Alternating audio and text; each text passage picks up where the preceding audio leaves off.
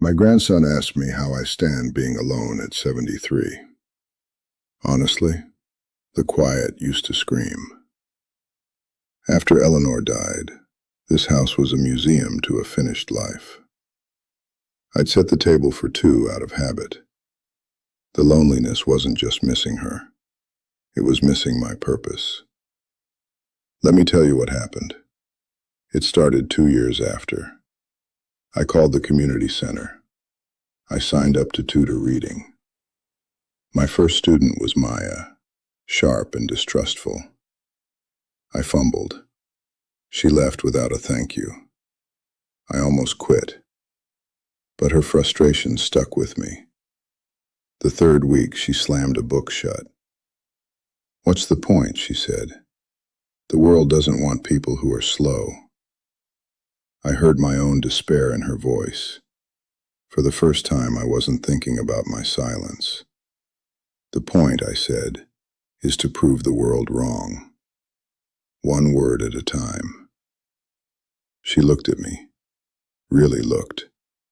She opened the book. She started bringing coffee. I learned she was a single mom, working nights. Her son, Leo, was 4. My teaching became about strategy, fitting learning into her brutal life. My self-pity shamed me. Then she brought Leo. He asked, "How do engines work?" I drew diagrams. It felt like dusting off my brain. I kept old toys in my bag. "For him," I said, but it was for me. One day, Maya said, "You're less stiff. You used to look like glass, waiting to break." She saw me, not just a volunteer, a lonely old man. No pity, just truth. That visibility changed everything.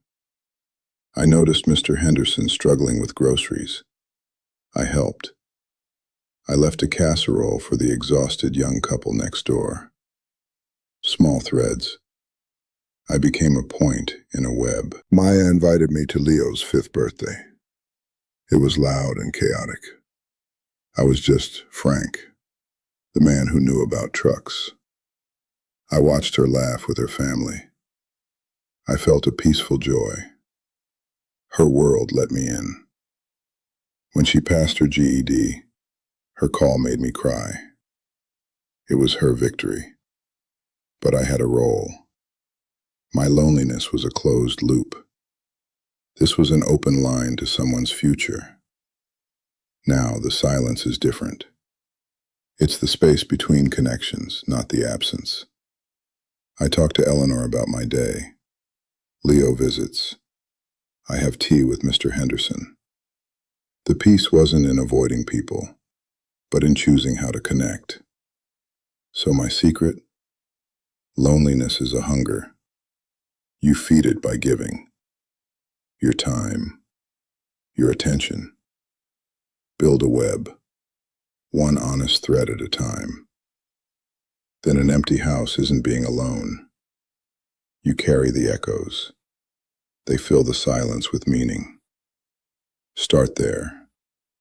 That's where true peace begins. Start there. That's where true peace begins. But you know what?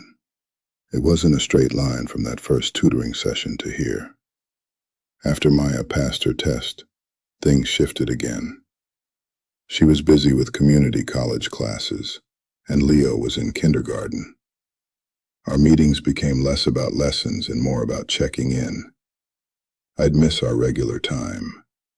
For a little while, I worried the old quiet would creep back in, that the web I'd built was too fragile. That's when Mr. Henderson fell. I was bringing in my mail, and I heard this thump from next door. I rushed over and found him on his kitchen floor. He'd tripped over his own rug.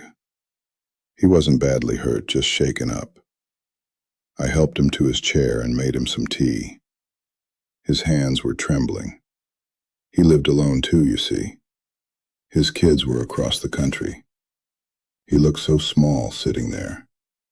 I said, Arthur, you can't be climbing on stools to change light bulbs at your age. He just shrugged and said, who else is going to do it? So I started doing it. Every Saturday I'd go over. We'd have a cup of tea, and I'd fix whatever needed fixing.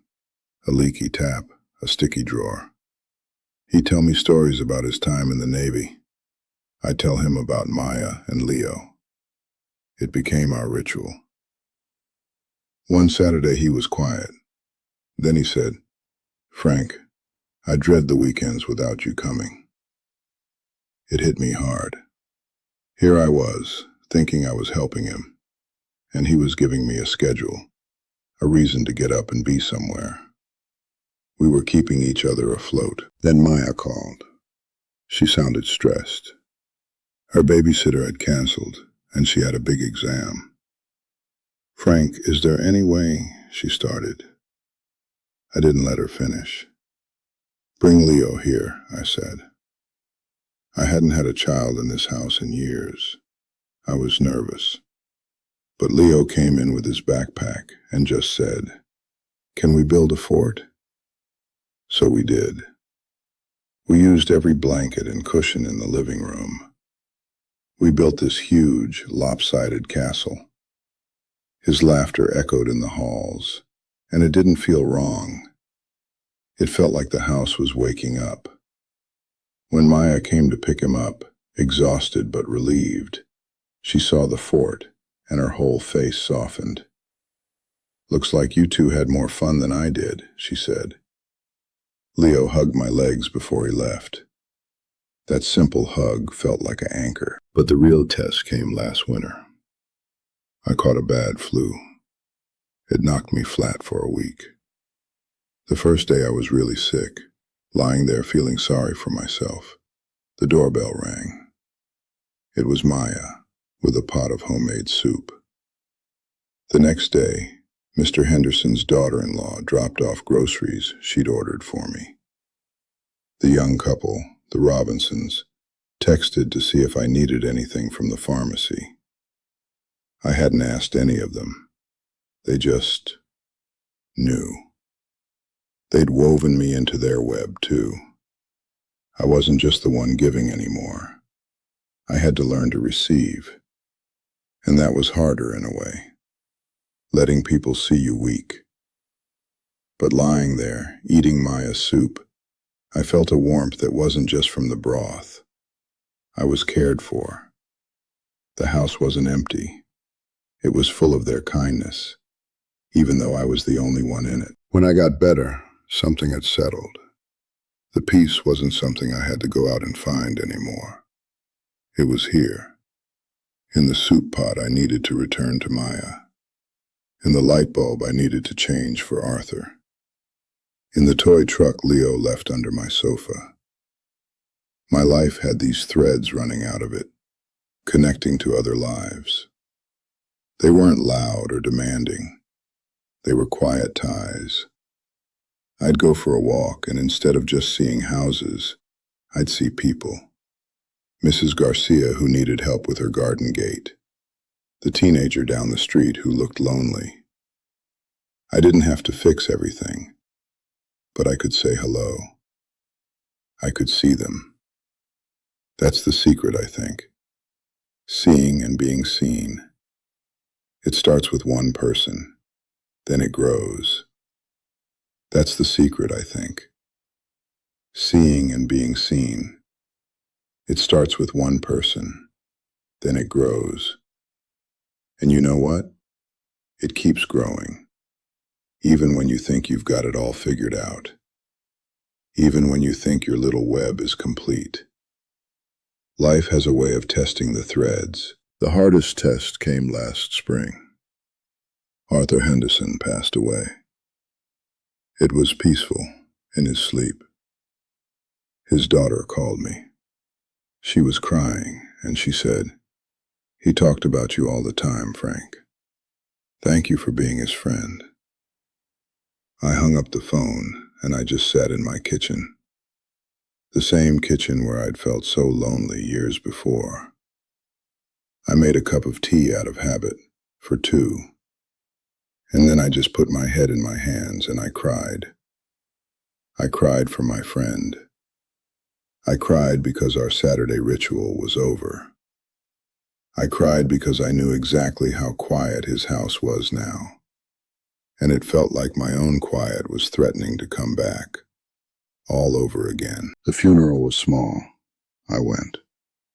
I saw his kids, who I'd only ever heard stories about. They hugged me and called me Dad's Frank. It was a strange honor. Afterward, I came home. The house felt different. It wasn't the screaming silence from after Eleanor. It was a specific silence. It was the absence of Arthur's stories, the absence of knowing I had somewhere to be on Saturday morning. I felt untethered. I'd lost a friend, and I'd lost a piece of my purpose. A few days later, Maya came over with Leo. She could tell I was off. She asked me straight out, "What's wrong, Frank?" I told her about Arthur. She listened, and then she said, "He was lucky to have you." I shook my head. "No," I said. "I was lucky to have him. He gave me a job. He needed me." And that's when I said it, the thing I hadn't even admitted to myself. My voice broke. What do I do now? Who needs me now? It was a selfish thing to say. I knew it as soon as it was out of my mouth. I felt ashamed. But Maya just reached over and put her hand on mine. Leo was playing on the floor with his trucks, making engine noises. She looked at me, and her eyes were so serious. "Frank," she said, "it's not about being needed. Not like that. It's about being connected. Arthur needed you to fix his tap. You needed him for his stories. But what you built was bigger than that. You were friends. The connection is what matters. It doesn't just vanish because he's gone." I didn't know what to say. I just looked at her. "You think your purpose was to fix his light bulbs," she continued. "Your purpose was to be his friend. That purpose is fulfilled. It's done. It's okay for it to be done." She paused. "You're still connected to me, to Leo, to the Robinsons. The web changes.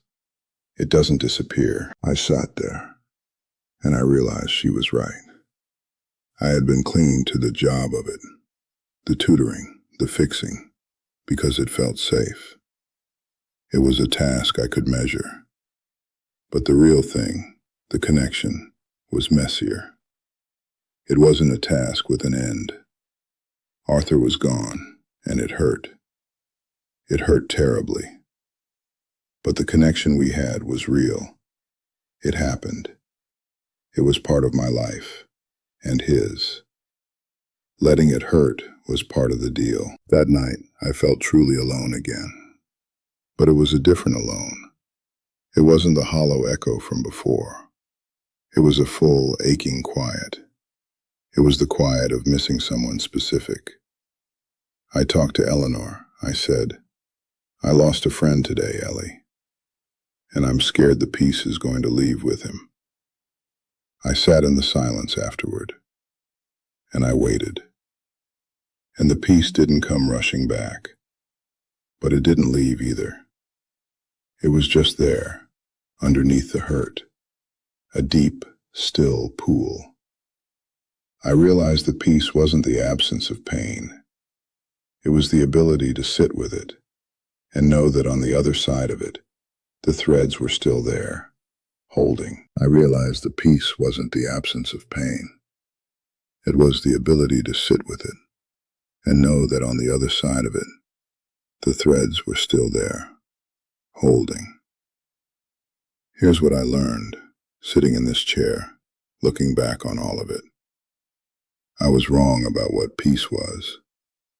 I thought it was a destination, a quiet room I could finally reach and lock the door behind me. I thought if I just got through the grief, I'd find it. But that's not it. Peace isn't a place you arrive at. It's the material you weave between the moments of joy and the moments of ache. It's the quiet understanding that both belong. Arthur's death hurt. It still does. But the pain of missing him is just proof of the connection.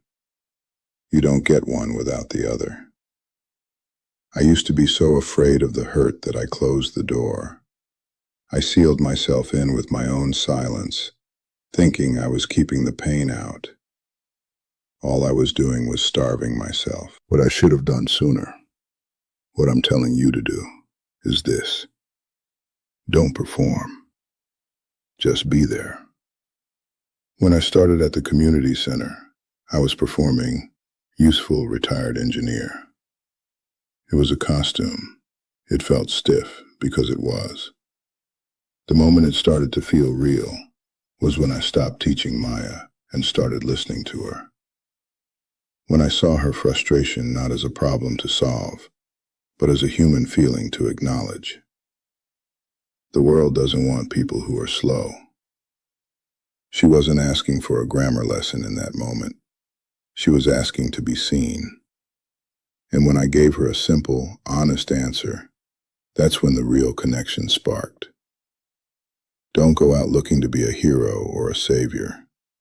Go out looking to be a person, a neighbor, a listener. Bring soup if you can make soup. Offer to change a light bulb if you can reach the socket. But mostly, just offer your presence, your undistracted attention. That's the rarest thing you can give. And for those of you listening, maybe around my age, feeling that room get quieter, that calendar get emptier, you still have time. Maybe not decades, but now is enough. Don't think you need a grand plan. My grand plan was tutor reading. The real story was Leo and his toy truck, and Arthur and his Navy stories, and a casserole left on a porch. Start with one thing, one person. The barista who makes your coffee every Tuesday. The person who walks their dog past your house. See them. Learn their name. The next time, use it. That's it. That's the first thread. It feels insignificant. It's everything. Your life becomes deeper, not broader. It becomes rich with these specific, cherished people. You won't be for everyone, and everyone won't be for you. That's fine. Find your few. Nurture those threads. The hope isn't that you'll never feel lonely again. You will. The hope is that when you do, you'll know it's a temporary weather in your soul, not the permanent climate. You'll know there's a thread you can pick up, a text you can send, a walk you can take where you might see someone to say hello to. The house will be quiet, but you'll know the quiet is just you, resting between connections. You'll carry the echo of Maya's laugh, the memory of Arthur's voice, the weight of Leo's hug around your legs. Those echoes fill the space. They turn a house back into a home, because a home is just a place where love lives, and love doesn't stop at the front door. So that's my secret, laid bare. It's not really a secret at all. It's a choice, repeated every day. Choose to see. Choose to connect. Choose to be a little bit useful. The peace follows. It really does. And if this story resonated with you, if you felt that hollow quiet, or you're building your own web of threads, I'd be grateful if you'd subscribe to this channel. It lets me know I'm not just talking to an empty room, that these words are finding their way to someone who might need to hear them. Turn on notifications too. I don't know if I'll make another recording like this, but if I do, I'd like you to be there. If you found a moment of recognition in my story, please give it a like. It's a small thing, but it's another thread, a way of saying, I see you too. Mostly, I'd love to hear from you. Leave a comment and tell me about one thread in your web. Who's that one person or that one small ritual that connects you to the world? Your story might be the very thing someone else needs to read today. And if you have a story of your own about finding peace later in life, consider sharing it. There's a link in the description to a simple form where you can submit it. We're collecting these tales of quiet hope, and yours could be next. If you know someone who's sitting in their own quiet, maybe a parent or a friend who's feeling isolated, share this with them. Don't make a big deal of it. Just say, this reminded me of you, or I thought you might appreciate this. Sometimes that's all it takes to throw a line across the silence. Finally, if you'd like to spend a little more time with these ideas, I've included a link to a book I found helpful years ago. It's not my book. I'm just an old man in a chair. But it's a gentle, wise companion on these matters. No pressure at all, just if you're looking for a next step.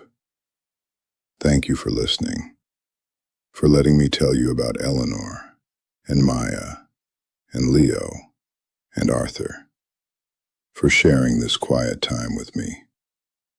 Remember, the next thread is waiting, just outside your door. All you have to do is reach for it.